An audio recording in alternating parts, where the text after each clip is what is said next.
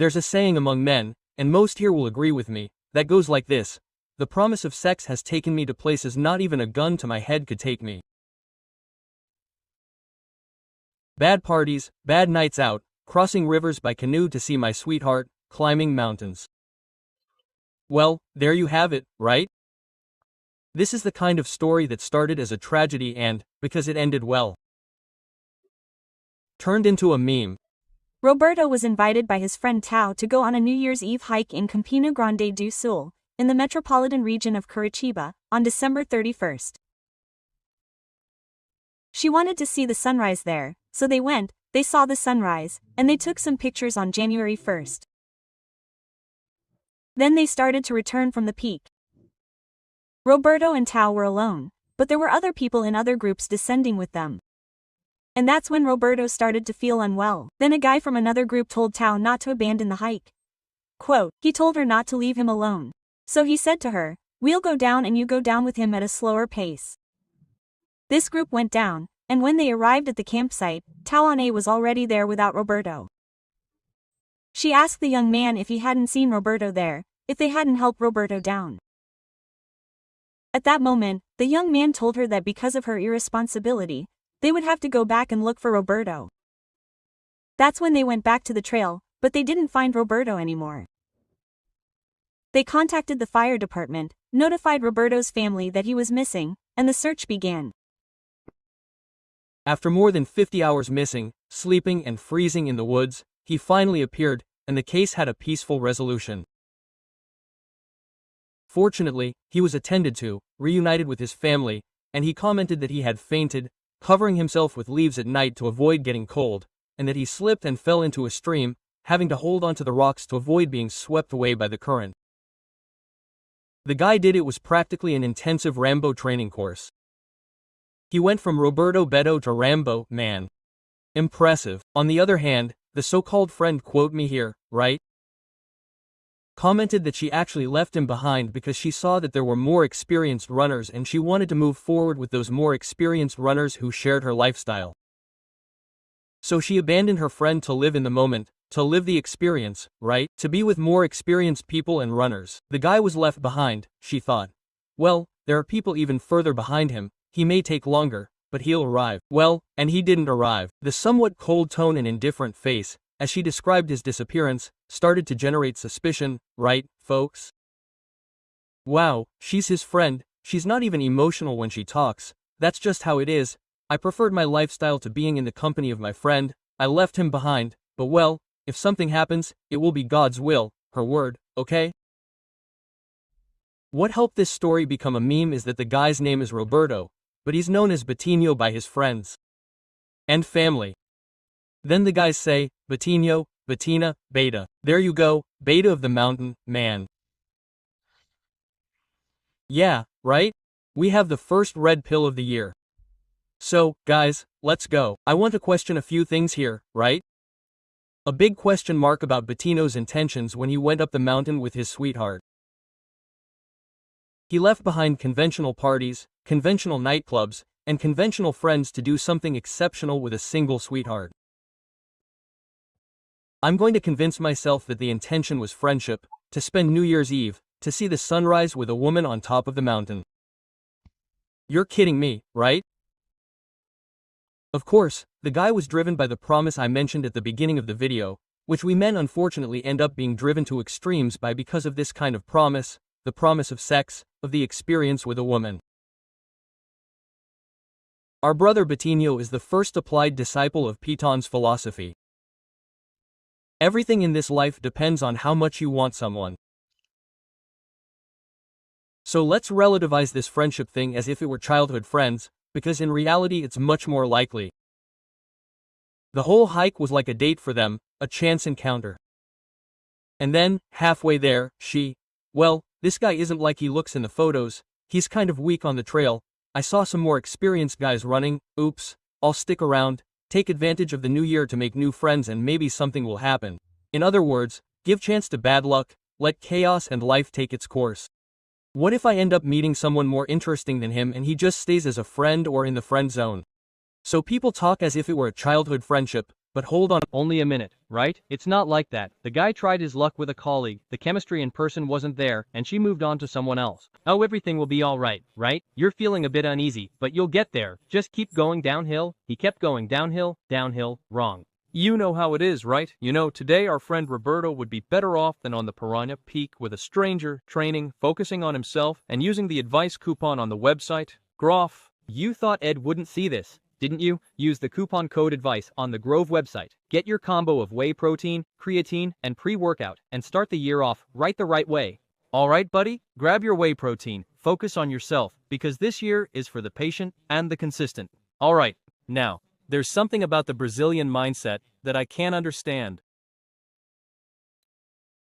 In less than 48 less than 8 hours, she gained over 30,000 followers on Instagram. How is that possible? What did she do? She's the woman who left the guy stranded on the mountain, and she won. What's her merit? That shows you how the Brazilian mind works. And then, of course, they investigated her Instagram since she's famous, gaining followers. Who is this girl? You see, and there she is next to me, the red pill talking loudly here. You can call me whatever you want, but the tattoo on her neck is, I don't know, a kind of dodgy tattoo of a man in jail showing off photos on a speedboat, photos showing off doing wheelies on a motorcycle with wild rebellious music in his posts, saying he's up to no good, that life is short and all that.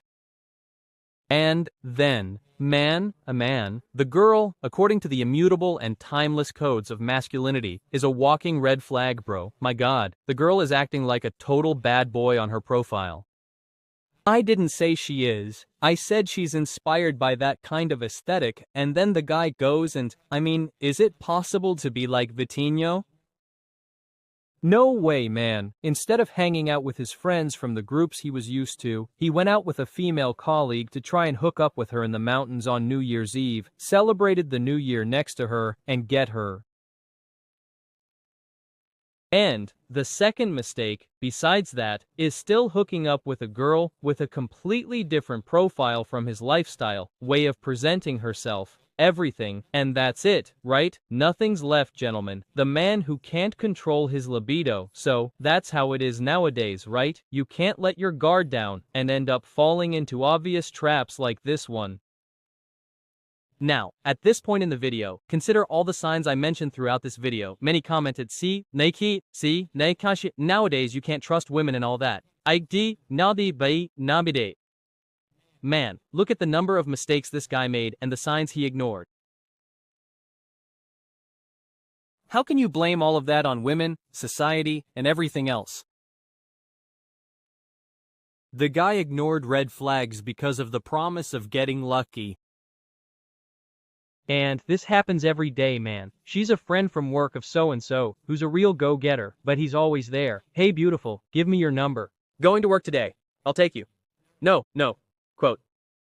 What I can agree with about this whole trusting or not trusting women thing nowadays is that, yes, we are socio-culturally conditioned to believe that women wouldn't give their lives for men, but men would give their lives for women. It's much more frowned upon for a man to abandon a woman in a vulnerable situation than for a woman to abandon a man in a vulnerable situation. This is because in our upbringing and our biology, a woman's life is more important to us as a society. I understand this justification, but you know where it works 100%, with baboons, with jungle animals, not with us who have morals, codes, rules, and social interaction. So, if it were really a group of female friends, or a really long-time close female friend, the chances of him being left to fend for himself, for a loved one he wanted to be with, would drop drastically. And as if men weren't also scoundrels, backstabbers, and scammers, for God's sake. Right? So, no, it's not women today. Look at the guy's mistake. Look at the brother's mistake, man. The collection of tricks this guy pulled to reach the peak of Piranha with a colleague he wants to sleep with. Nothing was left for Vitinho, and that's it. Now Roberto has to endure at least a week or two of memes about him, but let this be a lesson. The guy went in as a beta and came out as Rambo because, man, come on. This was an intensive course on the red pill, dude. If from now on he doesn't start filtering in a conservative and conscious way. The women who come into his life, even with the promise of success, my friend, nothing, I repeat, nothing will change this guy's mind. If that hasn't changed, nothing will, brother. But well, that was my message. I wanted to leave a message beyond the obvious, you know. And also, of course, share my thoughts. Put in the comments below what we can learn from the case of the mountain beta.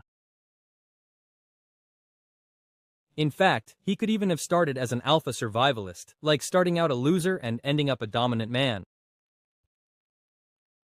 Man, would he sell? I think so, right? He's got the experience. A hug to Roberto, to my comrade. I hope the lesson has been learned, okay? And that's it. Life is a learning process. I'm Ricardo Tomer speaking, writing on behalf of the council. See you later. It was quite an adventure though. I asked for God's protection. I thought of my whole family while I was making my way down the trails, you know.